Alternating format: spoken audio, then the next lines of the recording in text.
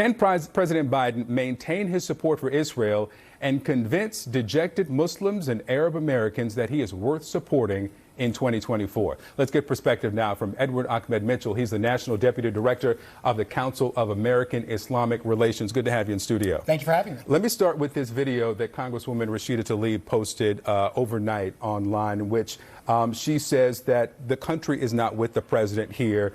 We see the videos of the protests across the country, and there are more than Muslims and Arab Americans at these protests, obviously. She ends the video with this.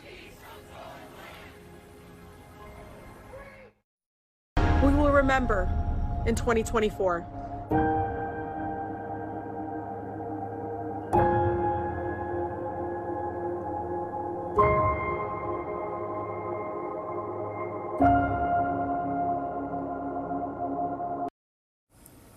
The accusation that the president is supporting genocide, is that what you believe? Look, I've been speaking to Muslim Americans across the country as well as Arab Americans, and disappointment does not begin to describe what the community is feeling. I'm hearing anger, disbelief, even disgust. The American Muslim community is seeing video footage of children being pulled out of the rubble, ambulances being blown up, marketplaces being targeted, and then they're seeing President Biden saying that Israel just has the right to defend itself with very little qualification to that, and even questioning the Palestinian death toll. So we have seen immense anger in the American Muslim community over the past 3 weeks, and unless the president calls for a ceasefire, I think that anger is only going to grow. And so calling for the ceasefire, that would appease is the wrong word, but satisfy a large number of Muslims and Arab Americans, even if Netanyahu does not instate one. Look, 9,000 people have been killed in Gaza, most of them civilians, women and children. Those lives cannot be brought back. So the damage is done. But for the president to continue supporting what Benjamin Netanyahu's far-right government is doing, while these images of violence continue to come out, it's just untenable. And I've heard from Muslims who say that the tipping point was the murder of young Wadea, that 6-year-old boy in Chicago was stabbed to death by his landlord because his landlord was upset about what he was seeing.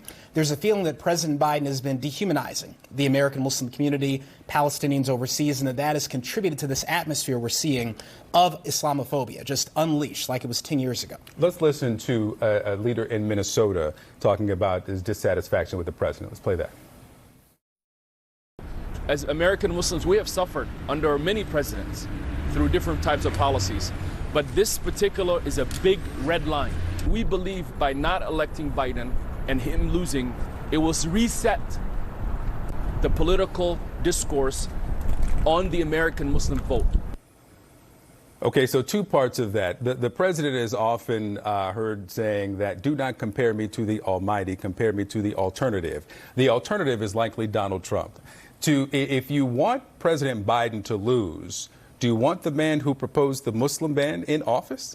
Well, it's important to know we're a civil rights organization. We don't tell people who to vote for or who to vote against, but we do tell people you should turn out and vote and make your voices heard. And we analyze those voters. And what I'm hearing is that some Muslim Americans just say they cannot bring themselves to cast their ballot for someone who is justifying what they believe is ethnic cleansing and mass murder. But you're right, elections are between two people. And so we'll have to see who the people on the ballot are next year. But I would just emphasize, if people keep seeing these images of people dying and being killed, civilians, all bets are off in 2024. I have no idea what's going to happen. I know we're going to tell people to turn out to vote.